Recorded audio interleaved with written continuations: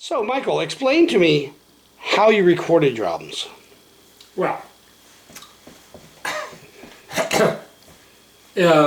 Iceberg Does It Live. There was no sequencing. It was recorded on the stage at night at Tomorrowland. My friend Sam Zambito, who's a marvelous man and a renowned synthesist and generally great person. And Sam sat up there. I bought a Tascam 8-track half-inch machine. But we only recorded on 2-track. We only recorded it live in stereo. And I believe he used a couple of different performances, or several, and took the things, we took the first part, and he found the one he liked the best, or that I liked the best. We didn't cut and paste anything, because we couldn't cut and paste. We didn't have the facility. But we may have, in the next parts of that album of Iceberg Does It Live, where there's individual songs, I'm sure he cut into that and used the time when I did it like this as compared to the time when I did it like that. So that's Iceberg Does It Live. Now, when I did the Christmas album, same thing. Totally live in 2 tracks, no sequencing, no anything. And the same with that August show from Disney World, August '81. When I got my first Lynn drum machine, a drum machine that Roger Lynn made, when they came out. And then he came out with subsequent ones, and I kept getting the new ones.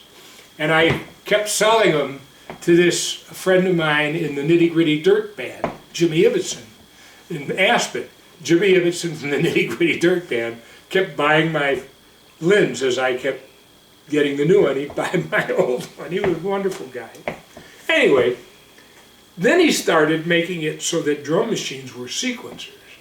And I didn't know what that even meant. And all I knew is I was using it as a drum machine. And the people who were sequencing, I thought, well, I don't want to sequence. If I wanted to sequence, I'd record it. I wouldn't sequence it. But it's because I didn't understand.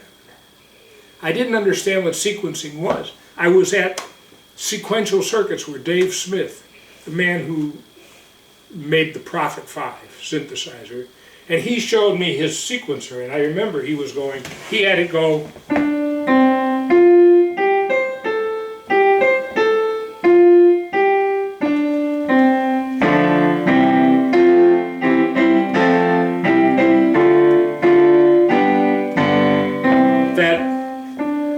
Great Gate of Kiev from Pictures at an Exhibition. And I heard it do that on the Prophet 5, and I remember thinking to myself, well, that's very nice, but what's the big deal? I mean, why not just record it? I mean, why would it be so much more wonderful to sequence it? Or how would it be even any better? But, of course, that was before MIDI, and that was before a lot of things. And you could see I had little foresight. I had no great ideas as to why they were doing sequencing. But then, and I got another Lynn, and somehow or other, I figured out that I could use it to change programs while I was playing on some of my instruments, so that I could actually could do a better job of sounding like a one-man orchestra, because that was what I really wanted to do. I was trying to be a one-man orchestra, and before anybody gets all hot and upset, you got to understand, never have I been naive enough to think that I could replace even one person in an orchestra, because, as we've said many times, nuance is the name of the game, and you never could play any instrument on a keyboard other than a piano and play it as well as the person could play even the silliest thing on any other instrument. You just can't do it. No person with a keyboard really replaces a good player on the actual instrument. However, I was having a great time making the Iceberg machine, and my quest was to sound like a one-man orchestra. And suddenly sequencing came, and all of a sudden I found myself sequencing, but I really wanted to continue to play live. I didn't want to lose, because my favorite thing, and I think the audiences too, was before I was completely sequenced, it was like working without a net. And I truly believe now that we're all past this whole time, that you can't have a musical performance that's sequenced and expect it to have the same result as a live musical performance. And the reason is that even if stuff breaks during the sequence performance, it's still going to be okay. You know, you got the stuff you sequenced, and everything will be all right. You know, you're going to have a medium show no matter what. You're never going to have less than medium. It's always going to be at least medium.